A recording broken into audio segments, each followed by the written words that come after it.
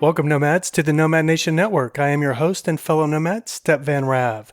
This is Nomad News for Monday, August 26th, 2019. Before we get to our first story, guys, do me a little favor and look right down there and click the little red subscribe button. Be sure to click the little bell right next to it. It'll give you a new notification every single time there is a new episode of Nomad News. That way you stay in the know when it comes to everything in the Nomad Nation. Before we get to our first story, I actually have a treat for you guys this show. We're pushing episode 10, but this is the 100th episode. This is my 100th video on this channel, even though it's been Vagabond Days and it just recently got rebranded to Nomad News. About 7 or 8 episodes. We're pushing 10 episodes here, but I got a treat for you guys today. We have a actual call-in. I wonder who it could be. That's right. We have Mr. Paul Barger, aka the viral sensation himself, is going to be on the phone with us, and we're going to talk to Paul and discuss his latest viral hit sensation video. Now, I don't know if you can see, I got a new mixer, guys, trying to iron out these technical difficulties. I've stripped my mic down so it's not so large and it's not blocking my face. I've taken all of your, I read the comments. I'm taking all your suggestions and trying to make this so it's more appealing to you to watch. But I did have technical difficulties with this. I have an old iPhone 6s Plus because it's the last iPhone that has a 3.5 millimeter jack. Unfortunately, this phone is 4 years old now, and the speaker does not work. When I talk on it, I have to use the speaker here, because if I talk to it here, you can't hear me. I did not think that would translate over talking through the mic, but evidently it did, because Paul couldn't hear me. So what I did is I improvised and I just held the phone up to the microphone and conducted the interview that way. So hopefully, I checked the audio. It's not as good as if he would have been able to talk through the mixer into the computer. But I had to make do to get the interview. The most important thing to me was to get the interview. Paul just got back into the United States from Canada. He literally just crossed the border, and he had promised to call in as soon as he got across the border. He promised to call in and do an interview with Nomad News, and he kept his word. He's a man of his word. So without further ado, let's bring it. Now, I hid behind the microphone about half of the interview because I was concentrating on holding the speaker up here so you could hear it. So don't flame me too hard in the comments, guys. I'm trying to get this all set up so it's more aesthetically pleasing for you guys and you enjoy the show more. But I did get the interview with Paul, and that's the most important thing. So let's roll that interview right now. Roll it.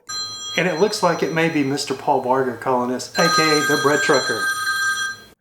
And I believe we have on the line here Mr. Paul Barger. We've had some technical difficulties, so I've had to just kind of use my phone here. I'm going to hold it up to the microphone, and hopefully you can hear him, guys. How's it going, Paul? It's going great. What's up, Step Van Rav? What is up, Mr. Bread Trucker? Somebody has done, I think you've almost topped Janelle Eliana. I think you are the next viral sensation in the van life world, the step van life world. Ooh, I don't know. I think I like the sound of that. I think it's very well deserved, buddy. How does it? Thanks, man. It's been a crazy roller coaster. I've never had this sort of activity on my channel before. It's actually a little overwhelming. It's great though. Well, exactly what does it feel like to be YouTube royalty now? You're actually, I always said, because when I went to the YouTube space here in LA, they basically told us all that you are not, they don't view you as a real YouTuber until you at least have 10,000 subscribers. So I'm still not a real YouTuber, but you are now, and you went from what, 5,400 subscribers all the way up to, you're pushing 20,000 now, right? You're like at 17,000 something? Yeah. I just reached 17,000 today. I'll probably be at 18,000 before I go to bed tonight. And, 10,000 subscribers, that's been my goal since I started. Like short-term goal. I want to go much further than that, but it feels really great to finally get that, to reach that goal. I've definitely been working really hard on it, treating it like a full-time job, and I'm really. It's fun because it's what I want to do. My channel is my little world, and I'm God in that world. So Yeah, and you're you know, doing it your way. You're just you're creating your own individual content with your individual personality, which is what I love about your channel. yeah, and I just saw the number. I'm up to 17,650. Wow. So I'm getting up there pretty high. Congratulations, man. Let's talk a little bit about the video itself. I mean, there's been a very I don't know what the word is. I mean, it's really, people are really passionate about this video in the comments. You could literally spend a week reading the comments because people are super passionate about this video. Basically, they feel like your rights were somewhat violated, and they just basically found a reason to pull you over, which we agree on that. That's exactly what they did. I've never even heard of anybody being pulled over for a marker light, but I did do some research and found out that they can pull you over for a burned out marker light, which is kind of unbelievable because it's not really a light that you have to have for safety purposes if you have other marker lights that are burning. Mm-hmm. Well, that's what I understand too, is that if you have lights on your vehicle, that they need to be working. This was during the day. The pullover was during the day. Yeah, that's what I thought. Since I was going through that mountain pass and it was shaded, I had my lights on for safety, just so that I'm more visible on the road. Right. And that marker light being out is noticeable. There's a lot of comments like, how could they even tell?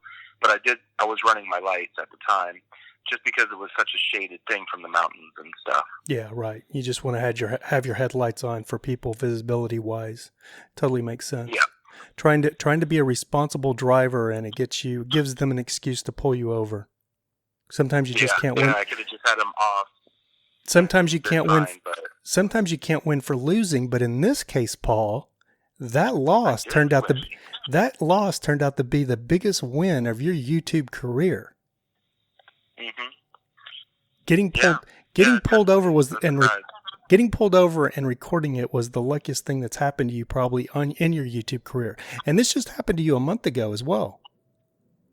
Yeah, and now that this video has caught on so well in YouTube, the other police pullover video that I put up about a month ago, that's gone up to over 160,000 views now. Wow. At the time that I posted this recent one, it was around 10,000 views. So It's gone up 150,000 views in the last few days. So that one's finally starting to get some attention as well. That's incredible. And I looked at some of your last videos because when your video hit, I kind of looked at some of your last videos, like the last 3 or 4, like when you were at the Springs and stuff. And they seem to be up around, 1,500 to 4,000 views, I guess. They've all climbed. They're all way up there now. It's incredible. Mm-hmm. Yeah, and people watch that police pullover video, and they saw my personality in that video, and they've been really digging into my channel, ever since then, getting a lot more views on all my other travel videos and stuff like that. Well, you're a chill guy, and your channel is very enjoyable to watch because, as you know, I was watching your channel. I was subscribed and watching your channel before I ever met you. That's why I was really stoked to meet you this year at RTR, and we've become really good friends. And it's just incredible to get to see somebody like yourself really get to take off and enjoy some of this YouTube notoriety that we see so many people have. Now, I know a lot of YouTubers. I mean, I've met even Logan Paul. I worked on a movie with Logan Paul back about 1.5 years ago called Show Me the Money with him and King Batch. So I know some really large YouTubers, but I have never known a YouTuber like yourself that has actually caught fire. It gets taken off. You know what I mean? Like all the YouTubers I know, I either meet them and they're big, huge YouTube stars already, or they're little YouTubers like me, or, they're kind of in the middle, like Chelsea Vakari, she's a friend of ours. They got 30 or 40,000, but I've never known anybody to like take off, kind of like Janelle did last month. And now we have you this month. But the craziest thing about this, Paul, is how crazy is this? Because it's all about van life. Janelle last month, the biggest thing on YouTube, she's a van lifer. This month, your videos are going crazy. And what are you? You're a step van lifer. It's crazy. Mm-hmm. It shows how popular I think our movement is becoming. My videos end up on, YouTube's homepage. That would be great. Yeah, if you hit the trending page, if this video hits the trending page, yeah, you're gonna be. That'll change your life. It'll get 6 million views. Yeah, and I just don't know if YouTube puts that sort of content on their trending page, but because typically, I don't see that kind of content on there. Yeah, that's somewhat controversial. Yeah, that is something that is probably against you. And the other thing that that is against you is they kind of have a list of people that they look at first for trending, which are all of their YouTube darlings, like Logan Paul and Philip DeFranco and all the big YouTubers with several million subscribers. They usually hit the trending first unless it's something that's that goes viral, you know what I mean? And then they take notice of it. Like they even, they even knew about Janelle like 3 or 4 days before she hit the trending page. Yeah. She basically forced her way into the trending page because she couldn't be ignored because her numbers were so high. Mm-hmm. But when she hit the trending page, then she just skyrocketed after that. Right. But the other thing is, That's man, this is the goal. this is your first big over 500,000 view video. So, who's to say that your videos won't continue to gain notoriety? You know what I mean? Well, and that's the thing is, like, this video, I only posted it 4 days ago. So all of the activity, over 500,000 views, that's only happened in the last 3 days, really. I know, the first it's day insane. wasn't that active. But then it took off the second day. So really over the last 72 hours, it's gained over 500,000 views. That's incredible. I think it's well on its way to 1 million. I do too. Yeah, I really think it won't be long until it's going back up there. Yeah, because it's really getting pushed, because I looked around through like the algorithm, or like doing some different searches for things, and your video always pops up like in the 3 or 4 spot, no lower than the 3 or 4 spot when people are searching for things. So yeah, that's as long as it stays in that algorithm, you're gonna keep garnering views, because there's people that are they've been busy and now they're just getting on YouTube, and bam, there's your video. I knew when you sent me that thumbnail though, dude, the design of that thumbnail, man, you outdid yourself. You couldn't have done any better job on a thumbnail. Yeah, I made it in like 5 minutes too. It was like, and the fact that you actually came together right. The fact that you actually used the stuff from the video. I mean, like, I made a thumbnail myself, but I kind of had to finagle it to make it happen. You know what I mean? You used actually the footage from your video to make that thumbnail. Very impressive. Yeah. I wanted to actually use the shot of the police when I drove by them. I looked at several still frames from the video where I'm speaking with the police, but none of those were very clear. You can't see uniform. You can really only see them from the neck up. So, I had to create something that would work from the footage I had. So I think it came out great. But, one thing I just wanted to talk about with you a little bit is my purpose for posting the video. Yeah. Let's hear it. This is something that I've been, looking at police stops and stuff on YouTube for a long time. And I started driving around with GoPros on the dash at all times just so I could do time lapses and things like that. And I always had this in the back of my mind that I would record if I was to get pulled over, just to protect myself and, just to have some record of what really happened. Right. And I'm so glad I did, because this is something that is happening in the United States more and more, and is the police are overstepping their bounds. They're going way too far with what they believe they're able to do, and it's really an abuse of power, and it's an infringement on our rights. So I thought it was a very, very important video to put in front of people, and I'm really glad that it's getting this kind of attention, because one, I believe I treated them in a super respectful way and was very polite and honest with them, and two, it shows what they are willing to do. It shows they kind of admitted to me that they were just pulling me over for drugs. I mean, Kind of admitted. She did admit. She said we're just basically pulling everybody over looking for drugs. That's what she said. Yeah. And, you know, and I get a lot of heat from people saying I spoke too much. I said, wait, I shouldn't answer the questions, things like that. But I believe that I kind of turned the tables on them. I treated them with such openness and kindness that they trusted me and they let their guard down. And I think they kind of said too much, you know. I'm sure that in retrospect, they didn't want to say some of those things that they did. I completely agree with you because, you know, the truth of the matter is the less you say, I mean, I don't know how many times you can say this. The police are not your friend. They actually do. People think this is BS, but they actually learn manipulation and lying techniques when they go to the academy, especially if they go into being a detective. They are taught how to lie and how to manipulate. And they're also taught trigger warnings from somebody that they're talking to because they're looking for you to incriminate yourself. That's why they're trying to carry on a conversation with you. So the more that you say to a police officer, the more apt you are to say something that's illegal, you know, or that incriminates you, that gives them the right to search your vehicle or whatever. But on the other hand, if the way you handled it, if you had have just gotten kind of militant and said, I don't answer questions, which you'll see, there's a lot of YouTube videos out there like that. Dude, you're out in the middle of nowhere. You're out in the middle of nowhere by yourself. You just crossed the state line, you know, that whole thing could have went really south really quick. So that's why I say I think you handled it. I think you handled it superbly, perfectly. I don't think you could have handled the situation any better because you just come off as a genuine nice guy, that's your personality, Paul. That's how you really are. And I think it put that lady cop at ease right away. You know what I mean? Yeah.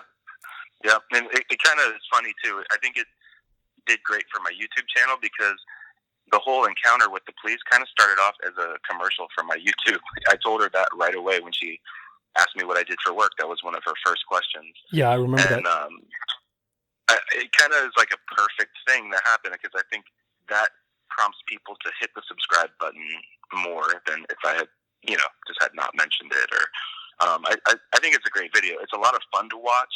It is very funny at the same time, but also aggravating to watch, you know? Totally. I get both of those points. It irritated me for the reason she pulled you over, you know, because it just goes to show you that, you know, I had a cop tell me one time there's like 5,000 different infractions they can pull you over for. So if you hadn't had a light burned out, one of your marker lights, all they would have done was fell in behind you and just waited till you changed lanes too slow, or you did something, that they could have pulled you over for. Yeah. Swerve a little bit, which is really easy to do in the red truck. The steering is not all that tight, so they would have caught me for something eventually. For sure, because they completely wasted their time. So. But you know that one thing, Paul, that you know what you were referring to earlier. One thing that is one of the beautiful things about YouTube is it is educating the public on our rights. Because I can tell you, like back in the 80s and 90s, before YouTube, when I lived in Texas, cops they were always violating your rights, and you didn't even know it. You know what I mean? Like there was several people are so much more aware now. There was several instances when I was younger, in my teens and early 20s, when I would just be walking around Dallas. You know what I mean? I had long hair and I kind of looked like a thug. You know what I mean? And a cop would just walk up to me and go, "Hey, I need to see your ID." What? What'd I do? You didn't do anything. I just need to see your ID. It'd be like, "I don't have to show you my ID." And they go, "It's the state law. You have to show me your ID or I'm taking you to jail." So then you just, you relinquish your ID because you didn't know. Now, I think pretty much everybody knows that you do not have to show your ID if you are a passenger, like your girlfriend. She didn't have to show them. That's why the lady cop, she changed her tune really quick. She goes, "Oh, if your girlfriend had not been wearing a seatbelt, she knew that she could ID her. But when she realized she had her seatbelt on, she has no grounds to ID her because she is not suspected of breaking a law or committing a crime." Right. And I was super stoked the way she handled that as well because it was kind of gangster, you know? Like, no, I'm not going to give you my ID. Sorry. I have my seatbelt on. So last but least, buddy, we're going on 14 minutes here. You're just coming back across the Canadian border and back into the United States, and I heard you might have had a little hiccup there. What was that all about? What happened there? I kind of saw it coming, but once again, I had nothing illegal, nothing to worry about whatsoever. So I was very confident. But I was coming back from Vancouver into Washington, and coming through the Border Patrol, they sent me to secondary for a search. So the bread truck has now been searched. Wow. Isn't that ironic? I'm sorry? I said, isn't that ironic? Yeah. You didn't let them search in Idaho. That interaction because I know Border Patrol can be a very, very touchy thing, mm-hmm. and I didn't want to enrage them, so they would hold me up for a long time. Yeah, so and they I didn't actually record that interaction. I just recorded before and after, and it was rather painless. They didn't search my truck too badly and toss it up or anything like that, but they definitely spent a good 20 minutes inside my rig, checking everything. I saw on your Facebook page where you basically crossed the street and saw Mr. Gus in a bus.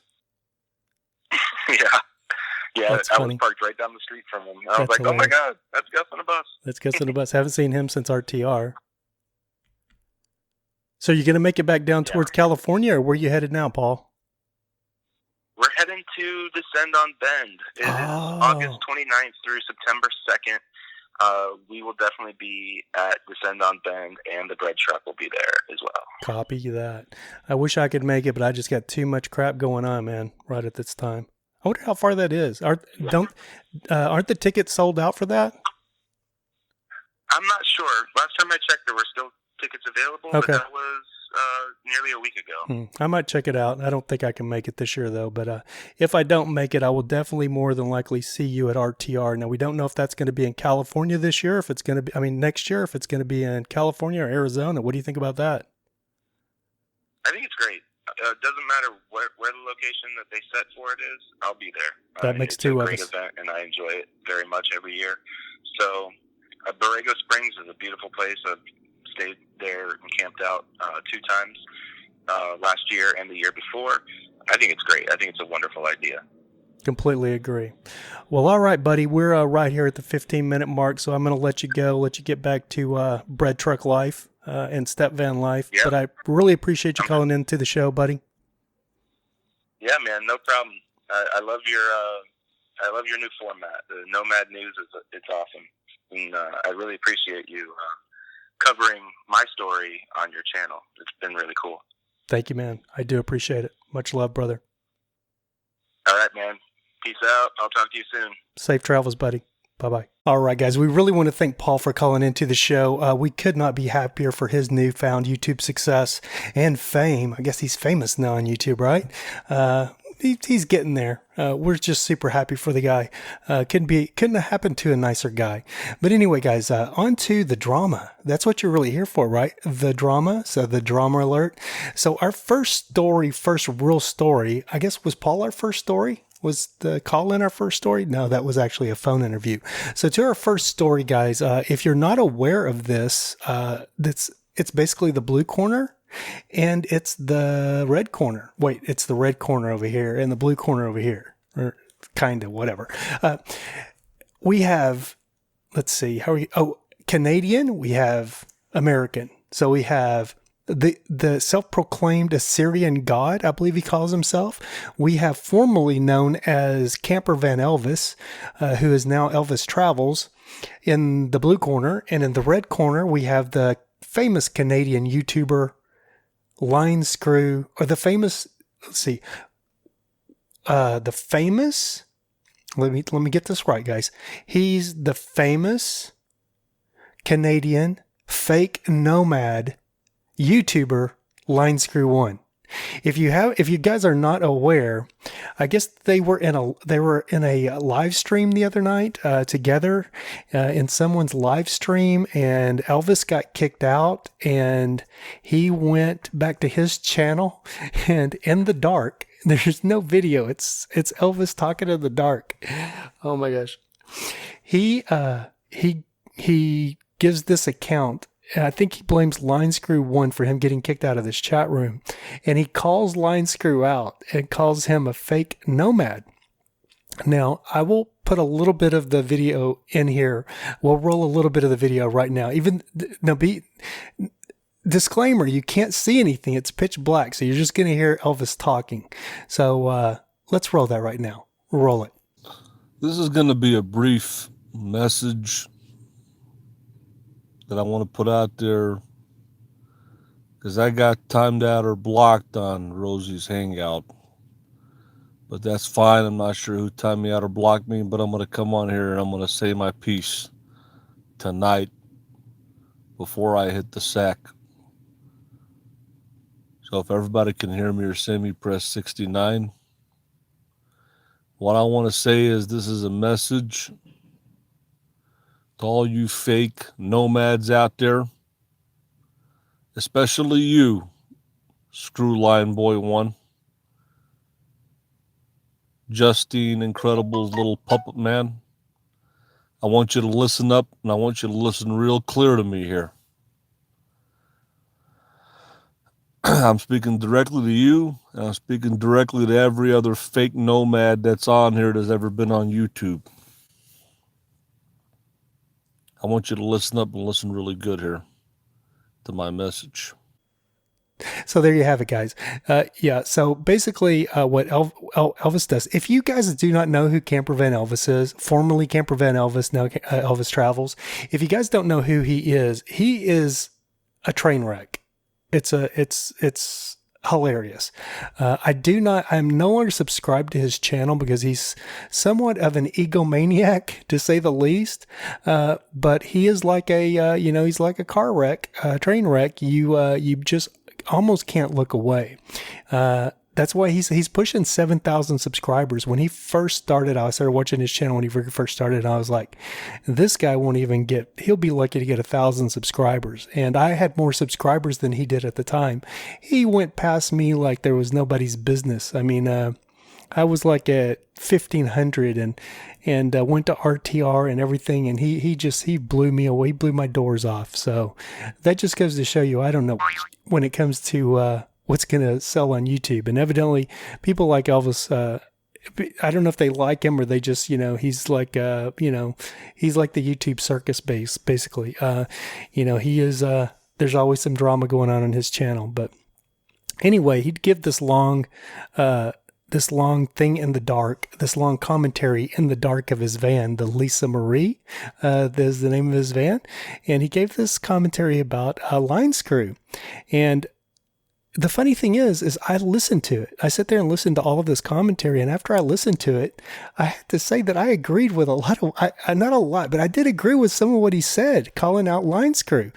Now, I love LineScrew. LineScrew and we have had our differences on YouTube. Him and I have had some conversations through YouTube comment sections on a couple of his videos where he was trashing my friends from Wonderbus as being fake nomads. So it's the YouTube game. We're all looking for stuff that's going to garner views and get, make our videos more popular. So I don't hold anything against the guy. I know what he was doing. Wonderbus was really popular at the time, and it was really, it was YouTube goal to trash Wonderbus. So that's basically what he was doing, garnering some eyes on his channel. So I totally understand that. It just didn't set well with me at the time because he was trashing some of my friends. But so him and I went back and forth a little bit on the comments. But he let me know it wasn't personal, and I knew that. So we've had our differences, but I do watch his channel, and he does. He cracks me up from time to time. Him and Explorer Steve, those two guys are good friends, I guess, and they're always commenting on each other's videos, and they make pretty funny comments. I never comment or anything, but I lurk, and I always look for Explorer Steve's comments in LineScrew's videos and vice versa. I don't watch Explorer Steve much anymore. I used to when I was really obsessed with buying a Dodge Explorer van like Explorer Steve has. But anyway, so Elvis calls out LineScrew, and I couldn't believe listening because I was going to, I was thinking, oh yeah, Elvis shouldn't be calling out anybody. But then after I listened to a lot of what he said about, LineScrew's always, he bills himself as a nomad, but he's always, he's always in like these high end, RV parks, and, he's always flying here and flying there. Like, what kind of real nomad are you, bro? Which was kind of funny, and I kind of agreed with a little bit of it. But then the funnier thing is LineScrew released a video, the Ballad of the Fake Nomad or something like that.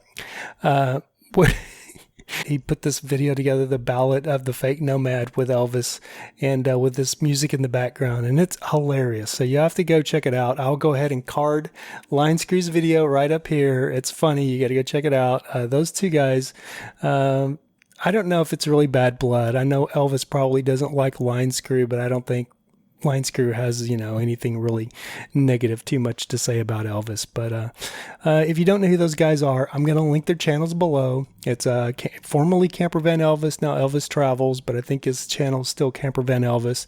And LineScrew1, who is a Canadian nomad who is he's a retiree, and he lives pretty well for the RV life. He kind of gets to do whatever he wants, which is a lot of nomads are just dependent on their YouTube earnings and don't get to do the kind of RV living that LineScrew does.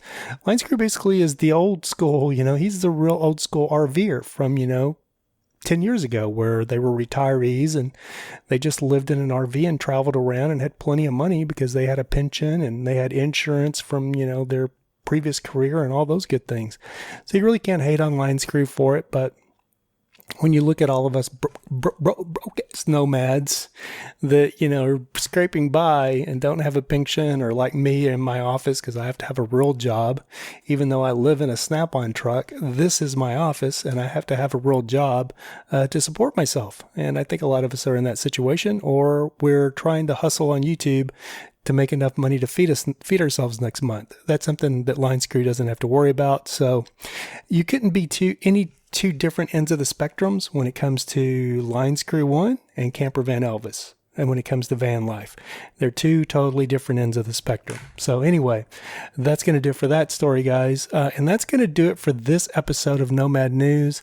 I know we ran a little bit long with the Paul Barger interview, the bread trucker, but it was the first interview I've done, and I really wanted to talk to Paul for a minute because he's one of my really good friends. He is my best step van brother, and I hadn't talked to him in a minute, and just wanted to we had set it up. I told him the interview would be 5 to 10 minutes, and I think we went over 20 minutes. But anyway, it was really good to talk to Paul and catch up. And that's going to do it for this episode of Nomad News, guys. Thank you so much for tuning in. And remember, everything you've ever wanted is sitting right on the other side of fear. Peace, safe travels.